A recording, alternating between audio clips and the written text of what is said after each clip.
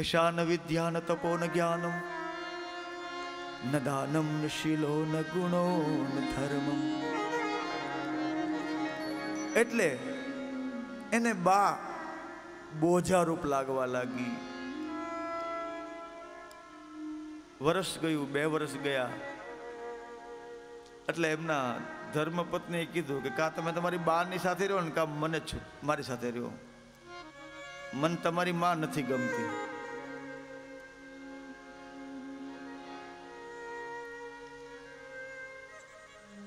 આ મહાપુરુષે એ શક્તિ સ્વરૂપાના શબ્દોને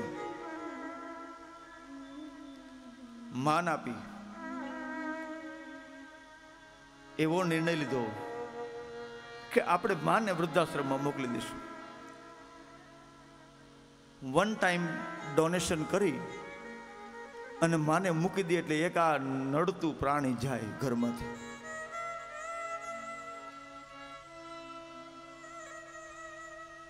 રૂપિયા ખૂબ હતા, ફાટ રૂપિયા હતા. આશ્રમમાં ગયા,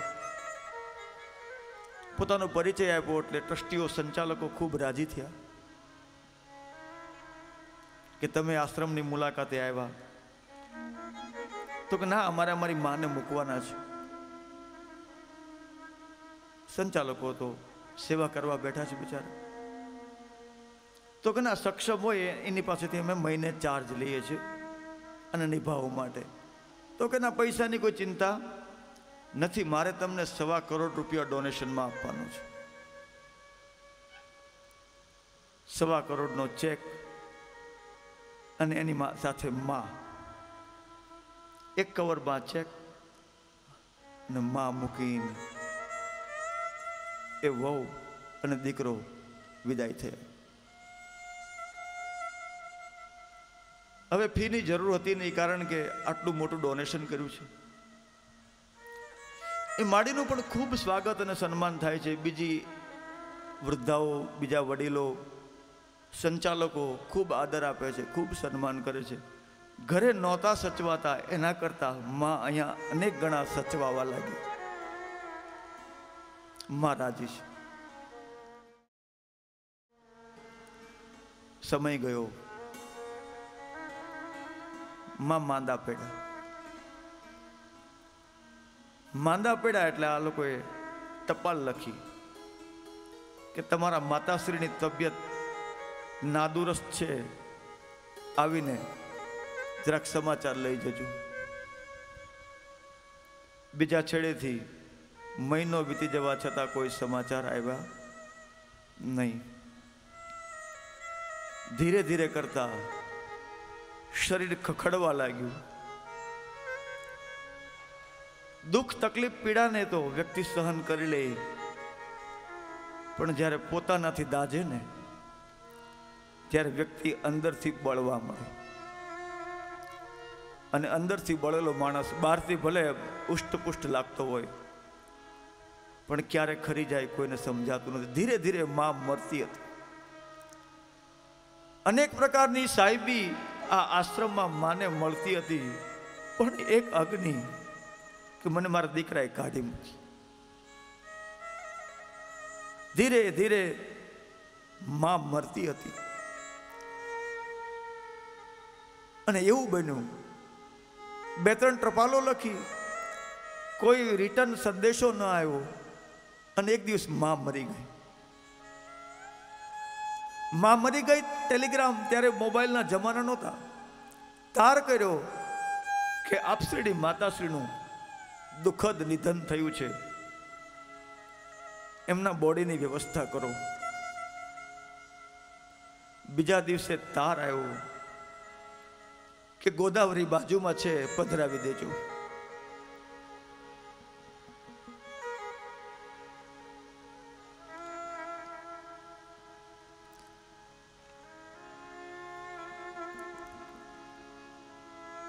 વરસે કદીક વ્યોમ વાદળી લો, વરસે કદીક વ્યોમ વાદળી વરસાદ, વાદળું, મેહુલો, બહુ સરસ. આખું જગત પ્રસન્ન થઈ જાય. વરસાદ આવે ને એટલે બ્રહ્માજીથી માંડીને તુમડા સુધીના અનેક પ્રાણીઓ, અષાઢનો કોરો એક દિવસ ખપે નહીં તો સૃષ્ટિનો નાશ થઈ જાય.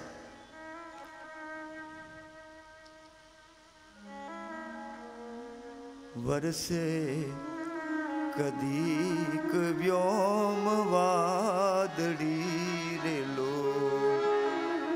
કાળો ડિબાંગ વાદળ બની જાય, પણ ગેરંટી નહીં કે વાદળ વરસશે. એમને પવન આવે ને જતું પણ રહે. પણ મારી માડીનો મેઘ બારે માસ જો જનની જોડે સખી નહીં જડે રે. હે એવી જનની જોડે સખી નહીં જડે રે. ભગવતી મા ગંગા પુણ્ય સરેલા ભગવાન શ્રી હરિના પાદમાંથી પ્રગટી અને ભૂતલને પાવન કરવા પધારી. હેતલ કટકો હાટનો નીરગંગામાં જાય તો એની 71 પેઢીમાં ભૂત ન સર્જે ભાગીરથી. આવી માં ભાગીરથી ભગવતપદી ગંગા. પણ કવિ કહે કે ગંગા કરતા મારી માં બહુ સારી. ગંગાના નીર તો વધે ઘટે રે લોલ. મોટા મોટા પૂર આવે તો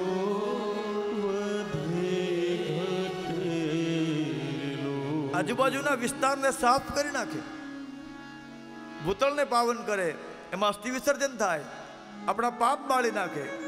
આવી ગંગા. પણ ગંગા કવિ કઈક મને એટલી બધી નથી ગમતી. એના નીર તો વધે ને પાછા ઘટે. ગંગાના નીર તો વધે ઘટે રે લોલ. ગંગા નીર તો વધે ઘટે લોલ. પણ સરખોઈ પ્રેમનો પ્રવાહ જો જનની જોડ સખી નહીં જડે રે પ્રેમનો પ્રવાહ જો જનની જોડ સખી નહીં જડે. હે એવી જનની જોડ સખી નહીં જડે. મારી જનની જોડ સખી નહીં જડે. આવો કોઈ અપરાધ થઈ ગયો હોય, જાણતા અજાણતા માતા પિતાની સેવા કરવામાં ચૂકી ગયા હોય, તો સુત મહાપુરાણી કહે છે કે ભગવાન શિવની કથાનો આશ્રય કરો, તમારા બધા જ પાપો બળીને ભસ્મ થશે. સત્યહીના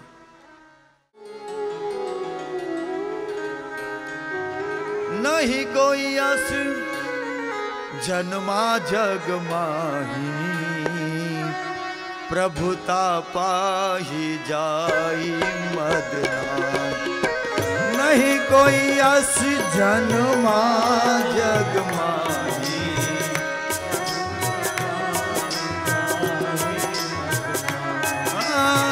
નહીં કોઈ યશ જન્મા જગ માહી, પ્રભુતા પાહી જાય મદના. નહીં કોઈ યશ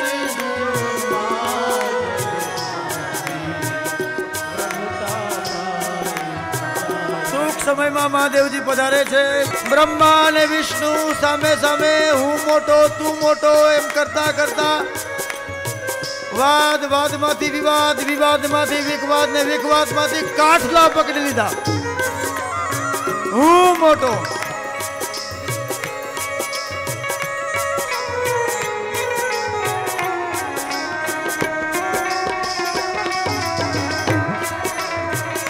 વાર્તાનું સ્વરૂપ યુદ્ધમાં પરિણમ્યું। ઘોર અઘોર વાતાવરણ થયું।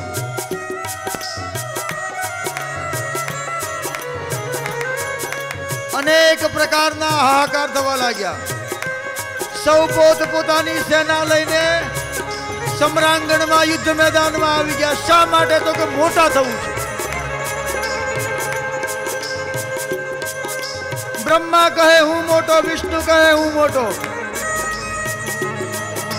હાહાકાર, દિશાઓ કાળી ધબ્ધ બની ગઈ। અમંગળ વાતાવરણ થયું। બંને અભિમાનમાં અભિમાનગ્રસ્ત બન્યા।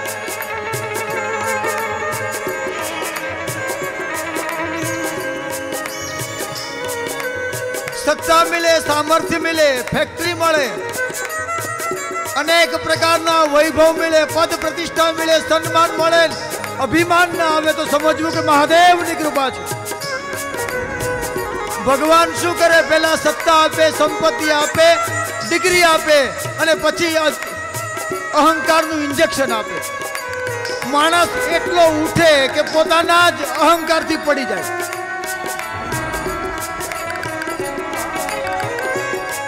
બંને જગતના દેવતાઓ, એક સર્જન કરનારા, એક પાલન કરનારા, બંને દેવતાઓ સામે સામે આવી ગયા। ભયંકર વાતાવરણ। લોકપાલ દિગ્પાલ ગભરાણા।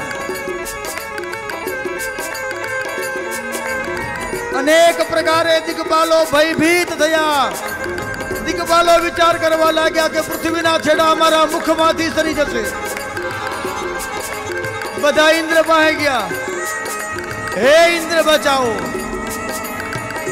ઇન્દ્ર કહે મારું કાંઈ ન ચાલે, આ તો બ્રહ્મા ને વિષ્ણુ, હું આમાં કાંઈ ન કરી શકું। ચાલો આપણે બધાય મહાદેવ પાસે જઈએ।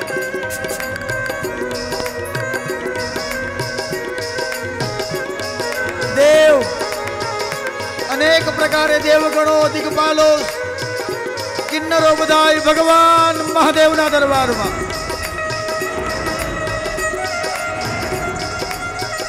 અનેક પ્રકારના શસ્ત્રોનો પ્રયોગ।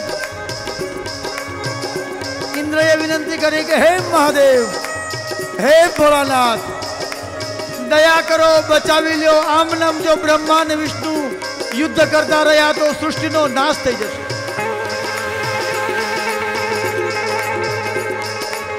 ભગવાન શિવ કહે છે કે શાંતિ રાખો, આ બધું મારી લીલાનું જ કાર્ય છે। આપ પોતાના ઘરે જઈને શાંતિથી સૂઈ જાઓ।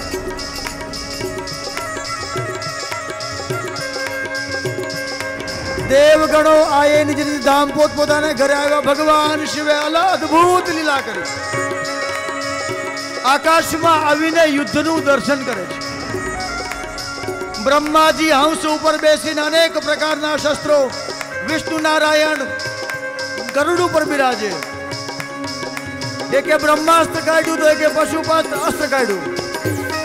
એવા શસ્ત્રોના સંધાન થયા કે જાણે સૃષ્ટિનો નાશ થઈ જશે।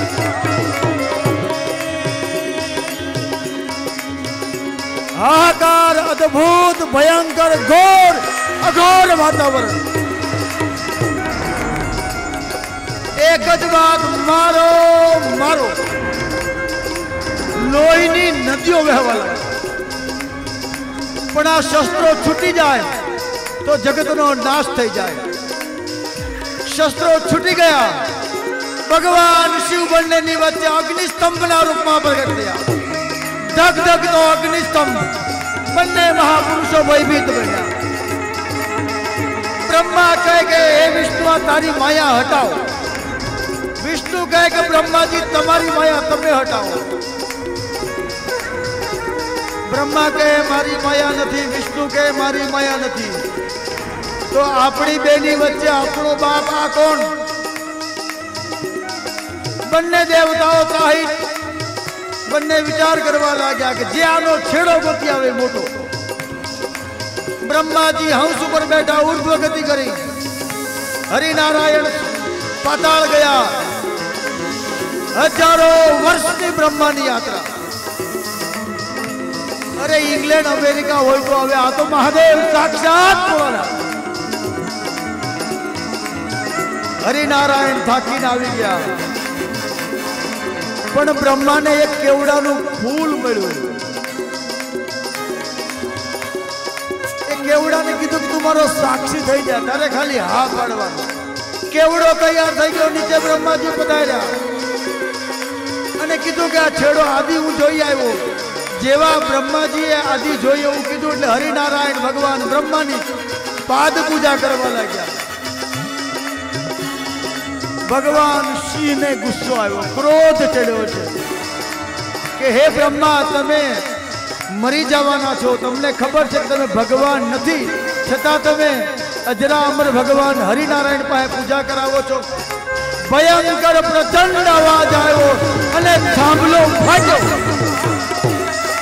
અને ધગધગતા મહાદેવનું પ્રાગટ્ય થયું. લાલ આંખ, રૌદ્ર સ્વરૂપ.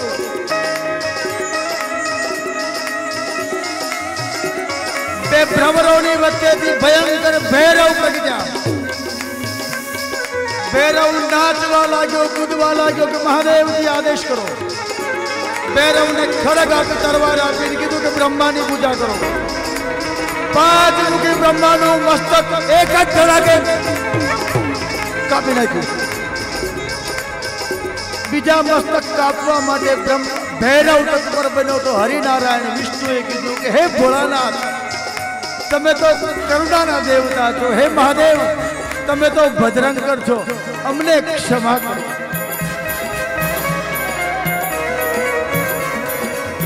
બ્રહ્માના આ દુષ્ટ અપરાધને આપ ક્ષમા કરો.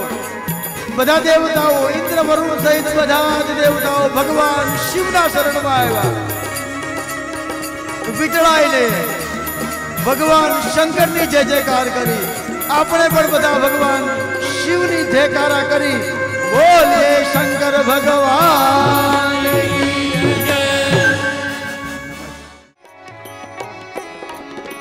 નમઃ શિવાય.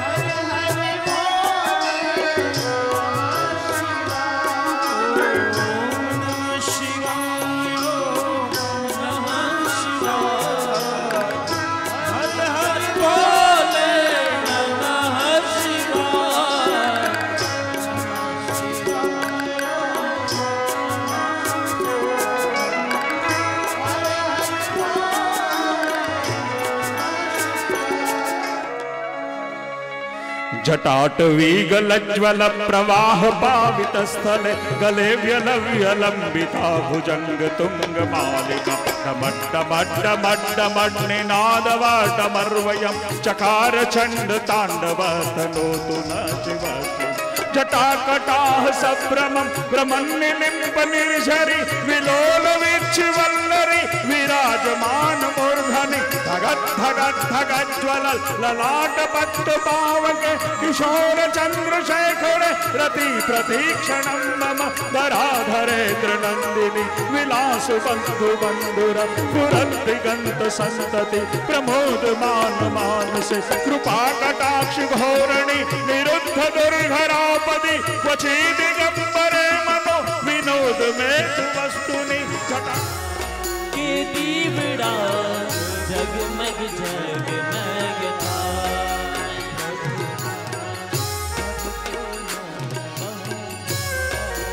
प्रभु तारा भक्तों नो बहु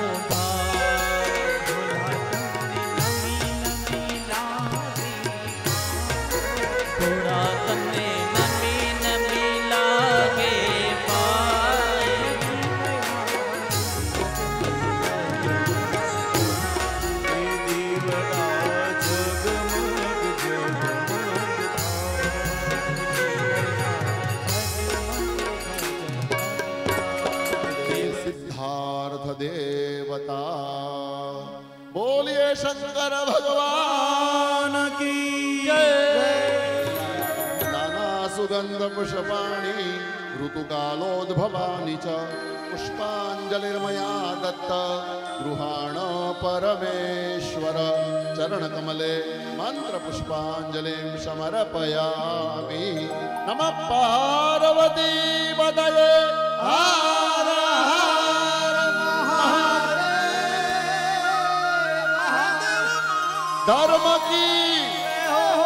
धर्म की जय हो, अधर्म का नाश हो, अधर्म का नाश हो, विश्व का कल्याण हो, विश्व का कल्याण हो।